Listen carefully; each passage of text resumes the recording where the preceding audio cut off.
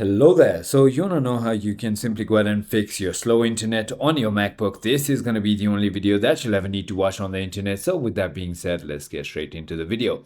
So first things first, there are two things that you can try, and that is going to be to restart your MacBook and then restart your Wi-Fi and router at the same time. Once you've done that and it has still not fixed your issue, here is something that you can do. So simply hold your option button on your MacBook and then click on this Wi-Fi signal. As you can see, there's going to be a bunch of other options that you don't normally see when you tap on the Wi-Fi button normally. See? So I'm going to do that again. Hold option, click on this, and now click on Open Wireless Diagnostics.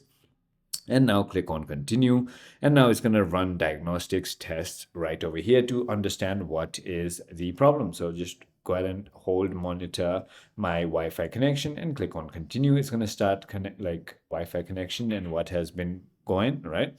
And then it's going to tell you if there is any problem with the connectivity failure or your hardware at all. So that is about it. I hope this video was helpful to you. If it was, hit that like button and I'll see you on the next one.